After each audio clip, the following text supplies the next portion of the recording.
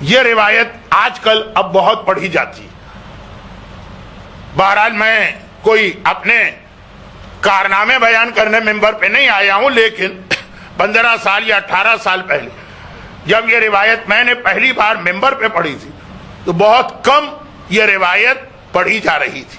میں یہ نہیں کہہ رہا ہوں کہ تاریخ اسلام کا میں پہلا آدمی ہوں، میں یہ نہیں کہہ رہا ہوں کہ انڈیا اور پاکستان کا میں پہلا طالب علم ہوں، میں یہ نہیں کہہ رہا ہوں کہ اس زمانے میں پہلا انسان ہوں، لیکن جب میں نے پڑھی تو بہت کم پڑھی جاتی تھی. پھر بعد میں تو اتنی کثرت سے یہ پڑھی جانے لگی روایت کہ میں نے اب اس کو پڑھنا بھی بند کر دیا. مگر کیونکہ روایت اہم ہے تو اس کا خلاصہ وہ کیا ہے کہ جب امام ظاہر ہوں گے تو ظاہر ہوتے ہی جو 313 پہلی آواز پہ آ جائیں گے، 313، اور اس کے بعد پھر 10,000 آئیں گے. امام کی پہلی فوج 313 نہیں ہے، پہلی فوج 10,000. اور پھر وہ جہاد شروع کرنا، آگے بڑھنا. یہ سب مکے میں جمع ہوں گے تو اب مکے میں تو نہیں رہنا ہے نا، زندگی بھر آگے بڑھنا. مدینے بھی جانا ہے، کوفہ بھی جانا ہے، سیریا بھی جانا ہے، کربلا بھی جانا. مکہ چھوڑنے سے پہلے امام زمانہ اپنے تمام سپاہیوں سے 25 باتوں کی بیعت لیں گے. وہ والی باتیں نہیں کہ جو ایک مسلمان کو مسلمان بناتے وقت کہی جاتی توحید کو مانو، رسالت کو مانو، کلمہ پڑھو. وہ تو سب جو لشکر آیا یہ ساری چیزیں تو ہے ہی اس کے پاس. اب جو مشن پورا کرنا ہے امام کو، جہاد، ساری دنیا میں اسلام کا نفاذ اور دشمنان خدا سے لے کے دشمنان رسول سے لے کر دشمنان اہل بیت سے لے کے دشمنان کربلا تک سے انتقام، اس کے لیے جو جہاد شروع کر رہے ہیں تو روک دیں گے. کہہ رہے پہلے 25 باتوں کا مجھ سے وعدہ کرو، بیعت کرو. بیعت تو کہتے اسے کہ ہاتھ پھیلایا، دوسرے نے آ کے ہاتھ پہ ہاتھ رکھا. جب تک کوئی یہ بیعت نہیں کرے گا وہ میری فوج میں شامل نہیں ہوگا. اور یہ جملہ ہے روایت کا کہ امام نے کہا میں اپنا جہاد شروع نہیں کروں گا. مولا آپ آئی اسی لیے جہاد نہیں کرنا تھا تو پردہ غیبت میں 1200 سال بیٹھے رہے اور کچھ عرصے بیٹھے رہتے. آپ تو آئے جہاد کے لیے، لیکن میں نہیں کروں گا جب تک کہ یہ 25 باتوں پہ عمل نہ ہو. اب یہ 25 باتیں آپ کو یاد آ گئی. آج کل اتنی پڑھی جا رہی ہیں، اتنی پڑھی جا رہی ہیں، کتابوں میں چھاپی جا رہی ہے، انٹرنیٹ کی ہر ویب سائٹ پر ہے، سوشل میڈیا میں ایک دوسرے سے ایکسچینج ہو رہی. تو وہ تو آپ جا کے دیکھ لیجئے گا.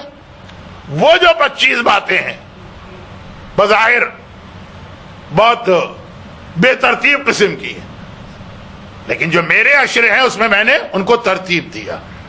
جیسے آج سورہ کوثر کو ایک ترتیب دیا، اور ان کا خلاصہ یہ ہے کہ 3 چیزیں امام کو چاہیے. 25 میں سے 12 باتوں کا تعلق ایک چیز سے ہے، 8 باتوں کا تعلق ایک چیز سے ہے، 5 بات. پورا خلاصہ ہے 3 چیزیں. امام زمانہ کا پہلا بیعت نامہ جس کے بغیر امام جہاد شروع کرنے کو تیار نہیں اور واضح اعلان کر رہے ہیں کہ میں شروع نہیں کروں گا اپنا جہاد. اور اس بیعت نامے کے اختتام پہ یہ جملہ ہے زمانے کے امام کا، اور اس بیعت نامے کے آغاز پہ ایک جملہ ہے مولا کا، پہلے امام کا جملہ، آخری امام کا جملہ، کہ بھئی یہ بیعت نامہ ہمارے پاس آیا کہاں سے. اب یہ بہت پرانی بات میں آپ کو سنا رہا ہوں، پرانی ان باتوں میں کہ آپ نے بہت سن لی، مگر تمہید کے 2 جملے ضروری. یہ بیعت نامہ آیا کہاں سے؟ پہلی بات تو یہ ہے کہ آپ کو کہاں سے مل جائے اتھینٹک کتاب. ہمارے آج کے مراجع میں ایک بہت اہم نام ہے، گرچہ بہت ضعیف ہو گئے، بہرحال خدا ان کو طول عمر عطا کرے، آیت اللہ العظمیٰ آغائے لطف اللہ صافی گل پائیگانی. بہت ضعیف، 100 سال سے زیادہ کی ان کی عمر ہے.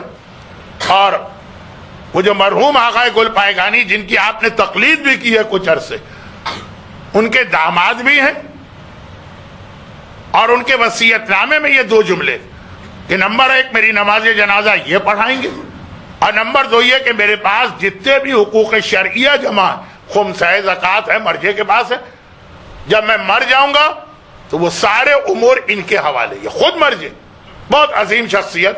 اور انہوں نے کتاب امام زمانہ کے حالات پر لکھی منتخب العصر، جس کا اردو ترجمہ جمال منتظر کے نام سے اردو میں بھی، اس میں یہ پوری روایت اس میں بھی ہے.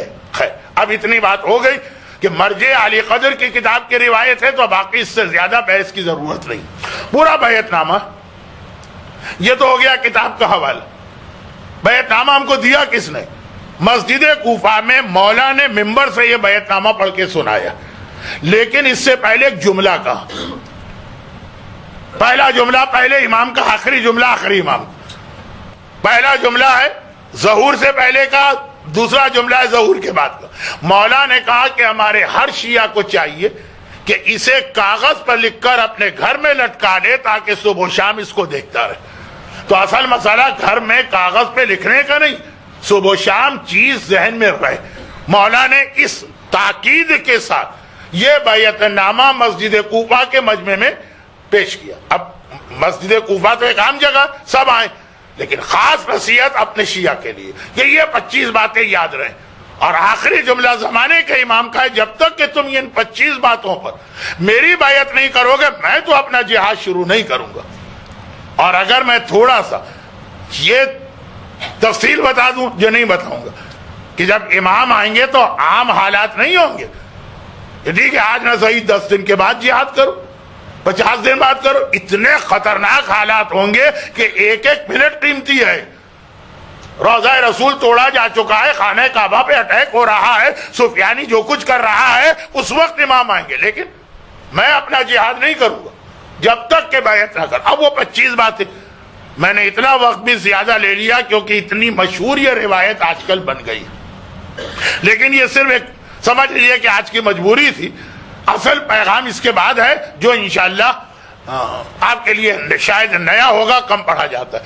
وہ یہ ہے کہ 25 باتیں، 25 چیزیں نہیں، وہ 3 ہیں.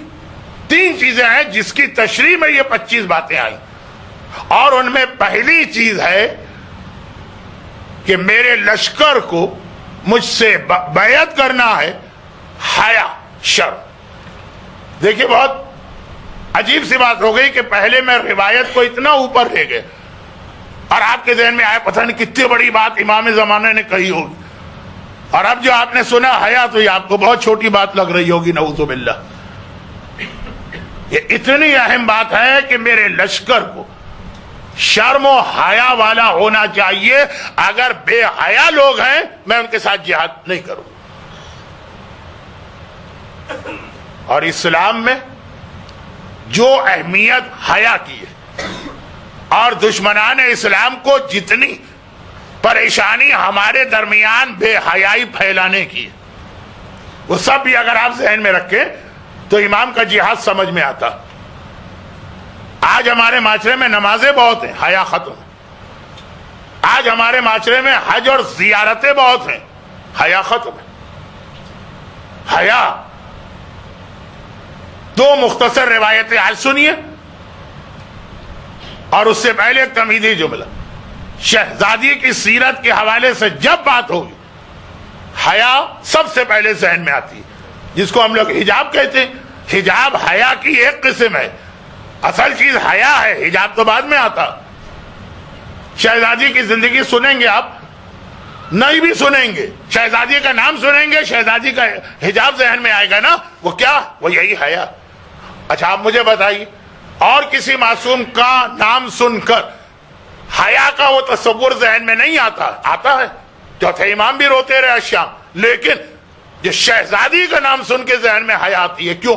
شہزادی کی ساری زندگی پروموشن آف حیا، معاشرے کو حیادار بناؤ. 2 بہت مختصر روایتیں آج کی حد تک.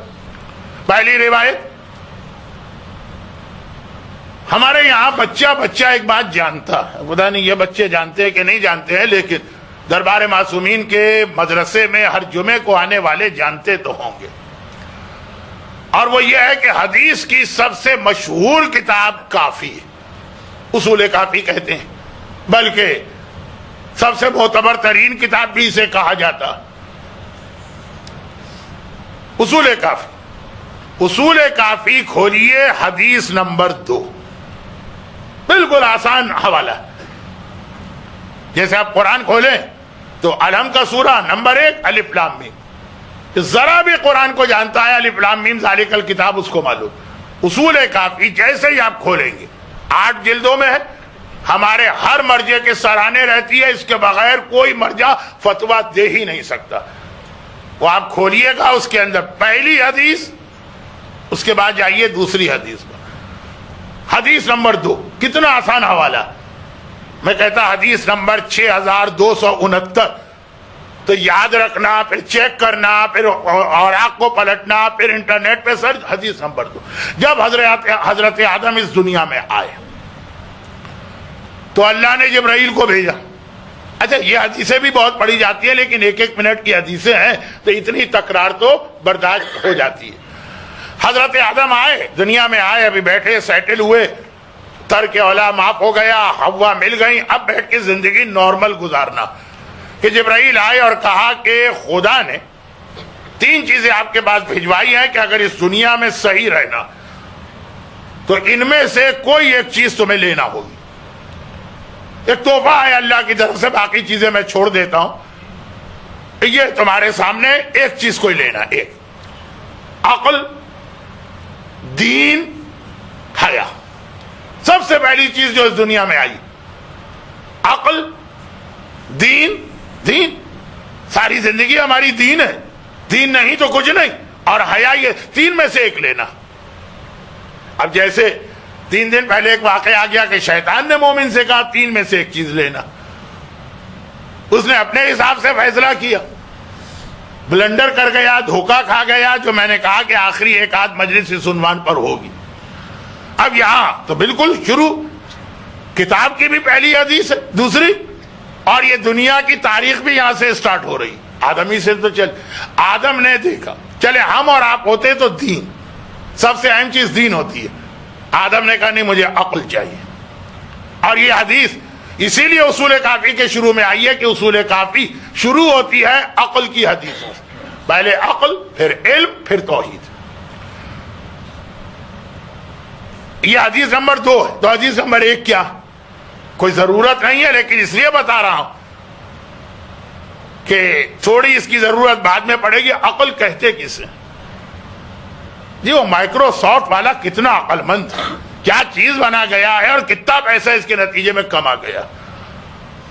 فلاں کتنا عقل مند تھا، تیمور کے آدھی دنیا پہ حکومت کر گیا۔ فلاں کتنا عقل مند تھا کہ جوڑیا بازار میں سڑک پہ بیٹھ کے رومال بیچ کے اس نے بزنس شروع کیا، اور آج اتنے اس کے کارخانے، اور آج کل کی زبان میں آف شور کمپنیاں۔ یہ ہے نا ہمارے آپ کی عقل۔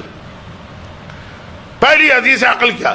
لما خلق اللہ عز وجل العقل، اللہ نے جب عقل کو پیدا کیا، اس سے کہا آگے آپ، آگے آ گئے، پھر کہا پیچھے جا، پیچھے چلی گئی۔ امام نے کہا یہ ہے عقل۔ راوی حیران ہو گیا کہ کیا اس میں کیا عقل؟ کیا کہا کہ عقل اسے کہتے ہیں جو اللہ کا ہے اس پہ عمل کرنا، جہاں وہ آگے بلائے آگے آ جانا، جہاں وہ پیچھے بھیجے وہاں پیچھے چلے جانا۔ ہمارے عقل کہتے ہیں اپنے خیالات کو دخل دینا۔ ہماری سمجھ میں تو یہ مکس گیدرنگ کا حرام ہونا نہیں آ رہا، ہماری سمجھ میں تو یہ انٹرنیٹ کا گناہ ہونا نہیں آ رہا۔ ہمارا دل تو کہتا ہے کہ داڑھی اسلام میں اتنی اہم بھی نہیں ہونا چاہیے۔ عقل اسے نہیں کہتے، عقل کہتے ہیں اللہ نے کہا آگے آؤ بغیر کسی سوچ و بچار اور ہیزیٹیشن کے۔ یہ پہلی حدیث، یہ آج کا موضوع نہیں۔ دوسری حدیث، آدم نے دیکھا دین بھی نہیں، کہا مجھے عقل چاہیے۔ جبرائیل نے کہا ٹھیک ہے رکھ لو عقل کو، آؤ دونوں میرے ساتھ چلو، باقی جو بچے دین اور حیا۔ انہوں نے کہا ہم تو نہیں جائیں گے۔ ارے جبرائیل کے سامنے وہ جو ہے وہ اڑ گئے، ہم تو نہیں جائیں گے۔ کیوں نہیں جاؤ گے؟ ایک چیز آدم کو دی گئی ہے، باقی چلو۔ کہا نہیں، تم سے جو بھی کہا، ہم سے اللہ نے کہا کہ جہاں جہاں عقل ہوگی وہاں وہاں ہمیں رہنا ہے، جہاں جہاں عقل نہیں ہے ہمیں وہاں سے رخصت ہو جانا ہے۔ تو کیا پتا چلا؟ یہ پتا چلا کہ دین اور حیا دونوں ایک ساتھ ہیں۔ جہاں پہ حیا ہوگی وہیں پہ دین ہوگا، وہیں پہ عقل ہوگی۔ جہاں پہ حیا نظر نہ آئے ادھر سے پہچانیے نا، سمجھ لیجئے کہ اس سے زیادہ بے وقوف آدمی کوئی نہیں ہے، اس سے زیادہ بے دین آدمی کوئی نہیں۔ آج کی دنیا میں آپ کو معلوم ہے کہ حجاب جو حیا کی ایک قسم ہے، حجاب جاہلوں کا عمل سمجھا جاتا ہے، غریبوں کا عمل سمجھا جاتا ہے۔ کراچی میں ایک لفظ استعمال ہوتا ہے، ہمارے علاقے رضویہ سوسائٹی میں جھگی والوں کا لفظ استعمال ہوتا ہے، جو عورت حجاب کرتی، اور اب تو بہت ہی بےہودہ پیشہ اختیار کرنے والی عورتیں، ان کے لیے کہا جاتا ہے کہ وہی برقع پہنا کرتی ہیں۔ اور پہلی حدیث کے بعد دوسری حدیث کہ جہاں پہ حیا ہے وہیں پہ دین ہے، وہیں پہ عقل ہے۔ حجاب عقل کی نشانی ہے، حجاب بے عقلی کی نشانی نہیں۔ بے عقل وہ عورتیں ہیں جو بے حجابی اختیار کرتی ہیں اور اس قسم کے اجتماعات میں جاتی۔ باقی باتیں کل ہوں گی، گھنٹہ ہو گیا ہے، 3 منٹ 4 منٹ ہیں، لیکن اسی اصول کافی اب جلد 2 اٹھائیے، یہ والیوم 1 تھی، اب والیوم 2، اور بہت ہی مختصر حدیث، بہت ہی مختصر۔ لا دینا لمن لا حیا له، 3 معصوموں کی حدیث ہے، جس کے گھر میں حیا نہیں ہے سمجھ لو وہاں دین ہی نہیں ہے مسلمان۔ یہ جو روایت میں ہے کہ آخری زمانے میں صبح کا مومن ہوگا، شام کا کافر ہوگا، شام کا کافر اگلی صبح کا مومن ہوگا، یہ جو روایت میں ہے کہ لوگ اپنے آپ کو مومن سمجھ رہے ہوں گے، مومن نہیں ہوں گے، تو ایسا کون شیعہ ہے جو کہے میں اللہ کو نہیں مانتا، میں رسول کو نہیں مانتا، میں امام کو نہیں مانتا، میں قیامت کو نہیں مانتا، میں قرآن کو نہیں مانتا؟ پھر کیوں امام نے کہا کہ یہ مومن نہیں ہے؟ اس لیے کہ اگر ان کے گھر میں بے حیائی، اگر ان کے گھر میں بے حجابی، اگر ان کے گھر میں شادی کے موقع پہ مس گیدرنگ، اگر ان کے گھر میں بچے کی برتھ ڈے میں ناچ گانے کی محفل ہے، تو یہ بے حیائی ہے۔ اور جہاں بے حیائی ہے، اصول کافی میں 3 الگ الگ معصومین کی حدیث جلد 2 میں آپ کو مل جائے گی۔ چیپٹر کا نام ہے کتاب الحیا، حیا اس کا نام ہی، اس میں کئی حدیثیں ہیں، لیکن جو میں کہہ رہا ہوں اتنی اسٹرانگ حدیث نہیں ہے وہاں پہ دین۔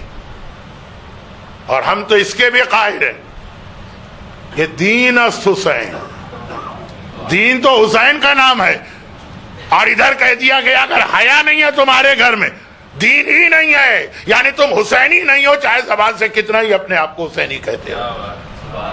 باقی مزید اس پہ کچھ بہت اہم باتیں بیان کرنا، اور یہ یاد دلاتے ہوئے کہ امام زمانہ کی پہلی شرط یہ ہے کہ اگر تمہارے گھر میں حیا ہے تو میری فوج میں آؤ، ورنہ میری فوج میں ضرورت نہیں۔ اچھا اب ایک چھوٹا سا جملہ کہہ دوں، بہت چھوٹا سا، یہ چھوٹے جملے کہہ کہ میں کتنا آپ کو دھوکہ دے چکا ہوں، بہت چھوٹا سا، کہ حیا میں آج میں نے زیادہ حجاب کی بات کی، لیکن یاد رکھیے کہ جن کے پاس واٹس اپ ہے نا یہ بھی بے حیا لوگ ہیں، سب نہیں، میجورٹی۔ حجاب ہی نہیں ہے حیا، واٹس اپ بھی ہے بے حیائی۔ کل بات ہوگی، یہ باتیں انشاءاللہ کل ہوگی۔ میں نے کہا کہ ذرا سا حیا کا اصلی دائرہ آپ کو دکھایا جائے کہ بہت بڑا، وہ حسینی بھی نہیں ہے، کیونکہ حسینی چاہے کربلا کا سب سے چھوٹا بچہ ہو یا کربلا کا سب سے بڑا، ہر ایک کو اور کوئی فکر نہیں تھی، صرف یہ فکر تھی کہ عورتوں کے حجاب اور پردے سلامت رہیں گے کہ نہیں۔ برحمتک یا ارحم الراحمین وصلی اللہ علی محمد وآلہ الطاہرین۔